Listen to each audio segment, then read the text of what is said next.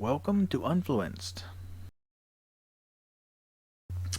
Let's talk about solar panels. Let's talk about solar panels in California and a 25-year-old government program that was intended to help the environment and lower income residents.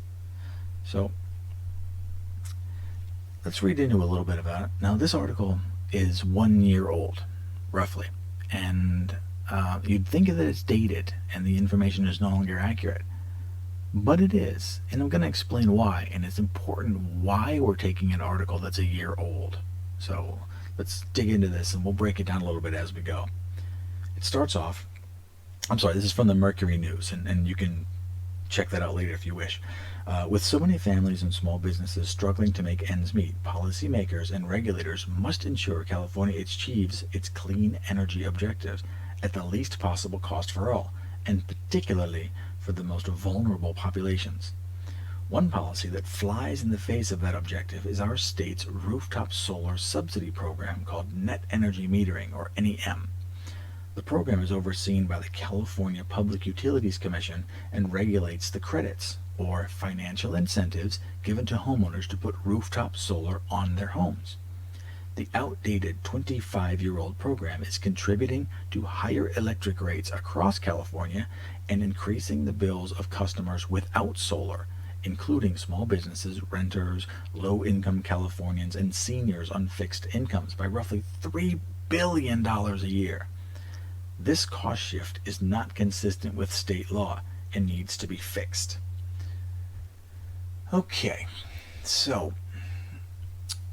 this is an oversimplification of the situation. A long time ago, Cali wanted more solar panels on rooftops, so they paid homeowners to add solar panels. 1. They gave a subsidy for panel installation. 2. They paid the homeowner for any electricity they produced but did not use. The program is about 25 years old and it hasn't changed much. So the rest of the article goes into details on how the program works and who it was intended to help.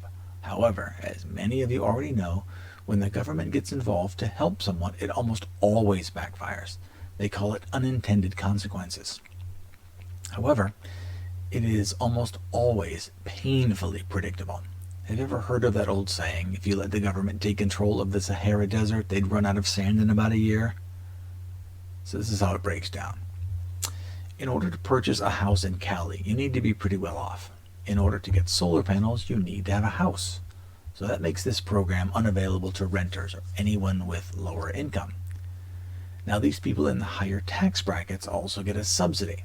So they're paid to install solar panels, and it's not free money. It has to be collected, taxed, and given to these people to buy their solar panels. Now, let's just stop with the flowery language and call it by the correct terms. They're taxing the poor and giving the money to rich people to buy solar panels for their expensive houses. How's that for a bullet point? But it gets worse. When these solar panels produce too much electricity, the power company, by law, has to buy it at market rate. That's the market rate of what they sell it for, not what it costs to make. So the solar panels are now getting paid again, monthly. Any guesses who gets to pay the extra on their monthly power bill to make sure the rich people get their bonuses every month? It's not going to take much to figure this out, is it? It's all these people that are too poor to buy solar. Got it. So going on to the article a little bit more. Because they have to pay for the extra solar panel energy at market rate, it's basically 8 times more than it would to buy it on the open market. So the power company is literally losing money buying this extra power from rich people. So that's always funny. Blah, blah, blah. It goes into a lot of other stuff, and low-income consumers and public safety efforts and other stuff that doesn't really matter. So the costs, because this program is so old and government programs never end, the costs don't go away. They get shifted to non-solar customers. They end up paying about $200 more each year. Now, the rest of the article goes into some more stuff, and it's basically several different examples of rich people keep getting richer and keep getting subsidies and keep getting their monthly credits to their power bills. And poor people, their prices keep going up because they have to pay for these credits and subsidies, etc., etc. Now, the reason why I chose this article from a year ago, they said in the article that each non-solar customer end up paying about $200 more each year. Well, as government programs get bigger and bigger and bigger and more corrupt and more just, it's what all government programs do. They just get worse and they never end. So, the people that are living in California now, if anyone's listening to this and you live in Cali, have your electric power bills continued to go up? Because this program keeps getting bigger as people get into the higher income brackets and they get on this solar panel bandwagon. They're going to keep getting paid, and the people that don't have it are going to have to keep paying.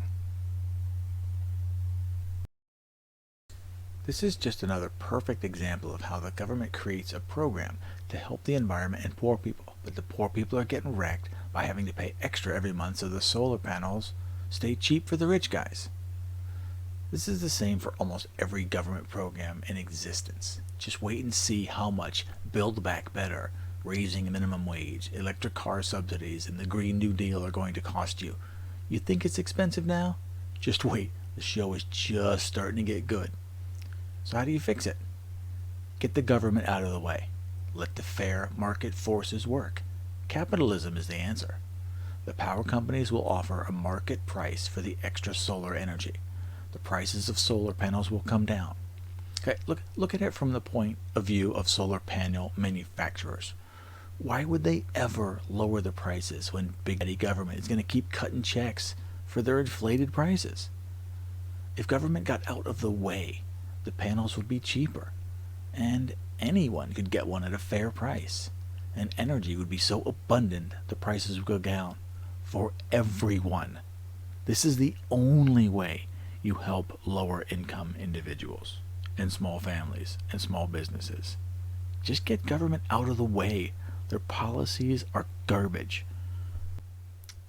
So if you like this kind of stuff, and if you feel the same way about government programs and regulations, go ahead and regulate that subscribe button one time. It'll feel good.